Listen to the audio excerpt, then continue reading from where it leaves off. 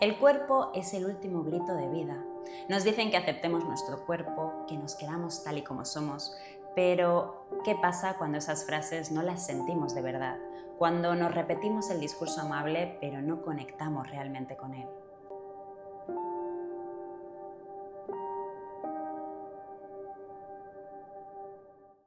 Muy buenas, mi nombre es Sara y en este vídeo quiero hablarte sobre algo que no siempre se menciona cuando hablamos de aceptación. ¿Te ha pasado alguna vez que intentas aceptar algo de ti pero sientes que no lo logras del todo? Acepta tu cuerpo, quiérete tal y como eres, todos los cuerpos son bellos. Todo esto son frases que oímos en todas partes, se han convertido en mantras modernos esperando que algún día hagan efecto. Pero hay un problema fundamental. Cuando hay una contradicción entre lo que nos decimos y lo que realmente sentimos, esa discrepancia, cuando no la toleramos, comienza a hacernos daño. Y es ahí donde el cuerpo toma la palabra por su cuenta. Empieza a hablar a través del insomnio, la ansiedad, la tensión, el peso, la piel, la forma de comer, los pensamientos en bucle, el estrés. El cuerpo no solo es algo que podemos medir o ver, también refleja nuestras contradicciones, archiva nuestra historia y es un testigo de lo que no pudo ser puesto en palabras, de lo no dicho. Voy a compartir una experiencia personal que cambió mi comprensión de la relación mente-cuerpo y que fue uno de los motivos por los que me formé como psicoanalista tras varios años trabajando como psicóloga y neuropsicóloga. Te pediría que dejáramos por un momento las frases aprendidas de si algo es bueno o malo, basado en la evidencia, si todos los cuerpos son bellos. Vamos a pensar más allá de todo eso.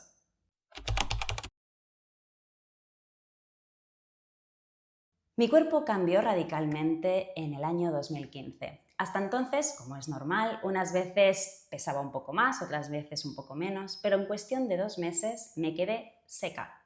No hay mejor palabra para describirlo porque no solo adelgacé rápidamente, sino que era como si algo en mí estuviera secándose por dentro. Es importante entender que ese adelgazamiento que tuve tan repentino no era una simple reacción al estrés, era un síntoma que venía a ocupar el lugar de algo que yo no podía procesar de forma consciente. Voy a ir explicando esto. El hecho de que este cambio tan repentino coincidiera con ciertos ideales estéticos hizo aún más difícil que los demás lo reconocieran como lo que realmente era, una señal de alarma. Porque al secarme parecía que tenía el cuerpo musculado, tenía los abdominales muy marcados y la gente me preguntaba qué hacía para tener ese cuerpo o cuántas veces iba al gimnasio. También me decían simplemente que comiera más. Y no adelgacé por hacer ejercicio ni por una decisión consciente. Algo ocurrió en mi entorno y sin darme cuenta mi cuerpo reaccionó antes que yo, antes de que pudiera ponerle palabras. Lacan, un psicoanalista que reformuló la teoría de Freud, decía que el síntoma es un discurso logrado. En este caso, ese adelgazamiento, ese síntoma, hablaba en otro idioma que nadie entendía. Intenté recuperarme con dietas, regulando mi sistema nervioso, con fuerza de voluntad, pero estaba luchando contra algo que no tenía nada que ver con la comida, la regulación o el ejercicio. Algo en mí literalmente se estaba secando. Desde entonces nunca he vuelto a sentir mi cuerpo igual y esto no tiene que ver con la aceptación estética o el gusto, porque tengo que aclarar que yo nunca he tenido quejas de mi cuerpo, ni antes, ni después, ni ahora, así que no es comparable con otros casos, sino yo me di cuenta de que el cuerpo es un testigo, un narrador que muestra lo que callamos, lo que sufrimos, nuestra forma de pensar, de hablar, de comer, de actuar. Se refleja todo en él, aunque sean cambios sutiles. El cambio en mi cuerpo no fue por lo que sucedió ahí fuera, sino por lo que se activó en mí. Aprendí a vivir con mi nuevo cuerpo porque encajaba en los cánones de moda, pero aún así me sentía rara conmigo misma.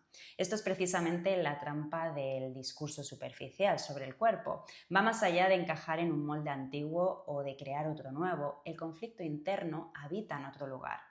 Por más que yo comiera, hiciera dietas o tuviera hábitos saludables, todo eso era una cortina de humo. Intentaba recuperar algo que ya no estaba o quizás nunca había estado, pero esa pérdida se reflejó en mi cuerpo de una forma brutal. Sin darme cuenta estaba como pagando una deuda simbólica por aquello que pasó en mi entorno. Me secaba como una planta sin agua y luego mi cuerpo desarrolló una colitis autoinmune que me impedía recuperar peso. O sea, mi propio sistema inmune se volvió en mi contra, reflejando ahí otro lenguaje que se escapa, una especie de autocastigo inconsciente por una culpa que ni siquiera podía nombrar. Y no era una cuestión de emociones reprimidas, iba más allá de llorar o de procesar un duelo. Las emociones son efectos de otra cosa, no causas, nos avisan y son fuente de información que nos señalan aspectos que debemos atender, pero no son la causa de las enfermedades. De hecho, esto es una interpretación errónea de la teoría de Freud. Freud abandonó el método catártico precisamente por esta razón al crear el psicoanálisis. Él comprendió que la simple descarga emocional no resolvía los conflictos psíquicos, ya que las emociones son manifestaciones de procesos inconscientes más profundos, pero no su origen. Por eso no se trataba de hacerme llorar ni de descongestionar mi cuerpo con técnicas, tampoco de medicarme ni de nutrirme, porque además ya hacía todo eso. Me aplicaron un tratamiento médico para la colitis, iba a terapia psicológica, pero yo seguía en ese desequilibrio y además cada vez iba peor. Lo que se activó en mí tenía que ver con mi historia, con mi forma de posicionarme en la vida y con propósitos que se escapan de nuestra comprensión inmediata.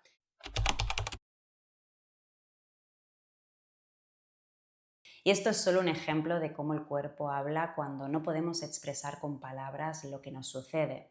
En la clínica y en mi entorno lo veo constantemente. Los síntomas físicos revelan otros conflictos. Por ejemplo, recuerdo a una persona que padecía dermatitis severa en las piernas y periódicamente sufría intensos brotes que ningún tratamiento médico lograba controlar.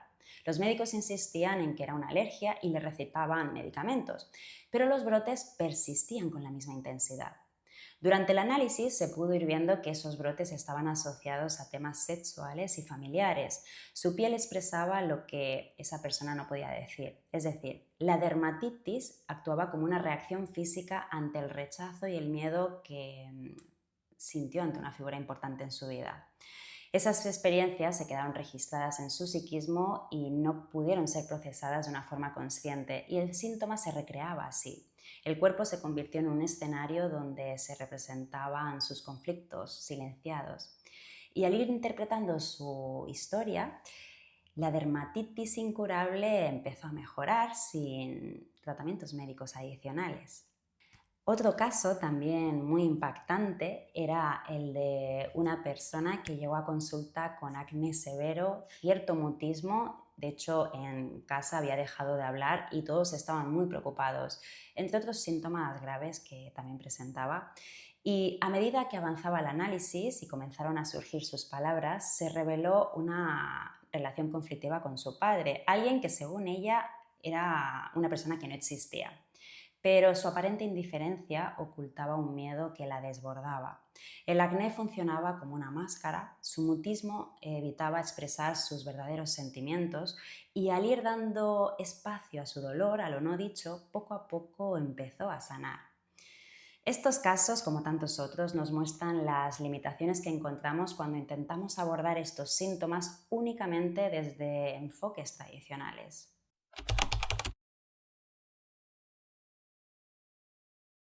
Acumulamos libros, técnicas y soluciones para cada síntoma, para la ansiedad, para el duelo, para el insomnio, para el estrés, como si fueran piezas sueltas de un puzzle que podemos resolver por separado. Cuando creemos que el problema se resuelve simplemente regulando o controlando el cuerpo, estamos pasando por alto algo muy importante, la dimensión subjetiva, esa historia inscrita que va a seguir insistiendo aunque tengamos la mejor disciplina del mundo. Seguimos viendo al cuerpo como algo a manejar, no como algo a escuchar en su singularidad.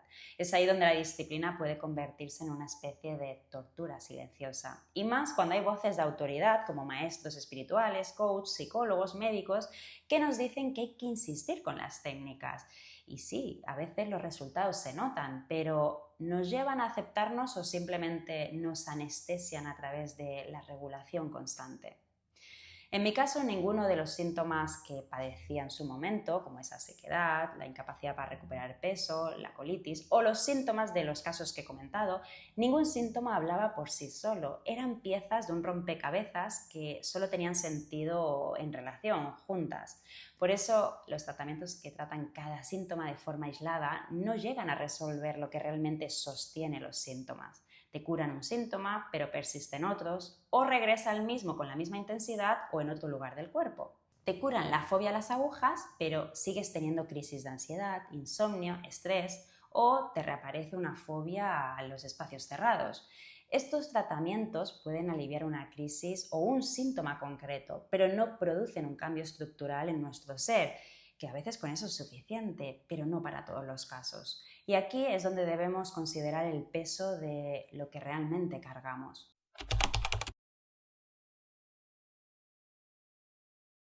Las palabras que no llegan a explicar lo que sentimos nos van haciendo daño y por eso aparecen los síntomas como una solución a los conflictos que tenemos internos, pero evidentemente no es la solución más saludable, por eso se necesita cambiar el enfoque. Cuidar el contexto de fuera es muy valioso, pero más allá de la apariencia física o la estabilidad, necesitamos que alguien escuche nuestro dolor singular, ese que no encaja en moldes ni se ajusta a medidas estándar. Parece que si encajas en el molde esperado, como el cuerpo ideal, una vida perfecta, trabajo estable, familia, una relación sólida, seguridad económica, deberías sentirte agradecido, no infeliz, como si se pudiera anular la subjetividad o como si el malestar fuera injustificado cuando todo debería estar bien según las expectativas de ahí fuera. Es indiscutible que todos estamos atravesados por la cultura y las ideas de nuestra época y nuestro aparato psíquico se formó con esa base.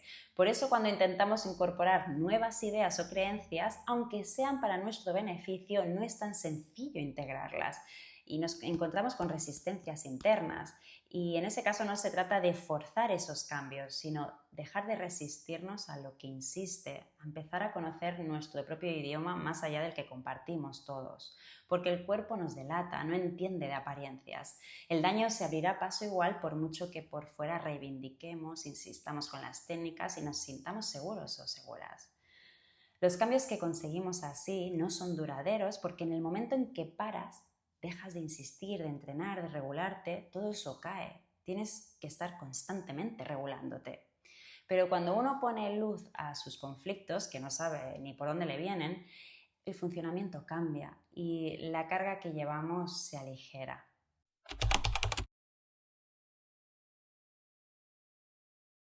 Bueno, volviendo a los ejemplos, mi cuerpo sufrió en su momento por el impacto de la falta, por esa resistencia a sentir el vacío, pero mi historia, ni la de nadie, se reduce a una cuestión de peso, metabolismo, alimentación, mala suerte, edad o cosas de ese estilo. Tampoco va de gustos o estética. Siempre buscamos explicaciones que podemos medir y manipular. ¿Cuánto peso? ¿Cómo comes? ¿Cuántas calorías? ¿Qué rutina? ¿Qué me falta ahora? Pero hay algo más allá del número en la báscula o los hábitos de vida. Y la aceptación no llega con frases bonitas ni cambiando de discurso porque no es tan sencillo. Tampoco llega simplemente con disciplina o mejores condiciones externas, aunque por supuesto que todo eso ayuda e influye. Pero lo que tenemos inscrito, lo subjetivo, está ahí, sigue permaneciendo en nosotros esperando a activarse, como si fuéramos un volcán. El fuego siempre estuvo ahí dentro, latente, pero a veces no hace falta que ocurra nada ahí fuera para que entre en erupción. Basta con sutiles movimientos internos para que nuestro volcán despierte. Y cada volcán tiene su propia lógica de activación, sus propios patrones, su tiempo único. No podemos tratar todos los sufrimientos o los síntomas de la misma manera. Y por eso a mí lo que me ayudó fue el psicoanálisis. No estoy diciendo que la psicología no funcione o la medicina, por supuesto que funcionan, pero cuando conoces o has probado sus estrategias, a veces necesitas un camino que profundice de otra manera tu experiencia interna. Y no es tan simple como encontrar una palabra o respuesta mágica que lo explique todo. La realidad es mucho más compleja y personal. En mi caso, los síntomas que he contado dialogaban con otras partes de mi historia y con otros síntomas. Un análisis, al final, todo esto que estoy contando son ejemplos concretos de un proceso mayor y se van poniendo en juego muchas cosas al mismo tiempo. Y solo durante mi análisis, sin necesidad de cambiar dietas ni rutinas especiales, mi salud comenzó a recuperarse gradualmente, hablando de otra manera, porque esa forma de conocerme me llevó a tomar acción de distinta forma. Esa es precisamente la esencia de un diván místico, de la clínica psicoanalítica, porque es un lugar donde te reconstruyes o te encuentras entre lo inexplicable. No sabes ni cómo ni cuándo exactamente, pero empiezas a transformar el dolor. Es parte del enigma individual.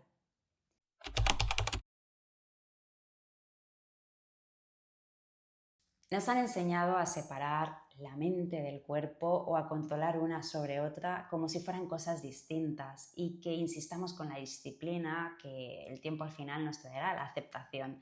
Pero ¿y si lo que necesitamos no es tanto disciplinarnos, sino conocernos realmente? Porque cuando el cuerpo se hace notar, no siempre es un problema de falta de control o esfuerzo. A veces es la única forma que tiene de decirnos algo que hemos ignorado demasiado tiempo. El cuerpo físico nos habla a través de enfermedades, ansiedad, estrés, nos avisa de los bloqueos en otro plano. Por eso el síntoma, lejos de ser un problema a eliminar, es lo que nos salva, paradójicamente. El peso no está en el cuerpo, sino en la historia que cargamos sin darnos cuenta. Nos pasamos la vida tratando de cambiar lo que vemos en el espejo, disciplinándonos, regulándonos, cuando a veces lo que el cuerpo necesita no es que lo moldeemos tanto, sino que lo leamos, que nos ayuden a interpretarlo. No con miedo o con el deseo de corregirlo, sino con la disposición de descifrar lo que intenta decirnos. Porque al final el cuerpo no miente, es el último grito de vida cuando ya no sabemos cómo hablar o cómo vivir. Y tal vez la aceptación no sea repetirnos frases coherentes o amables, sino atrevernos a descubrir qué historia está impresa en nuestro psiquismo y preguntarnos qué quiere decirme mi cuerpo que aún no he querido escuchar, o qué pasaría si en lugar de buscar solo la cura de un síntoma, intentáramos comprender la información que el cuerpo nos muestra.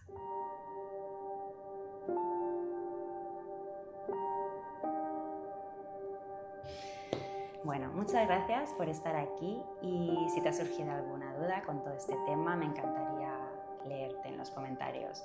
Nos vemos en el próximo vídeo. Un abrazo.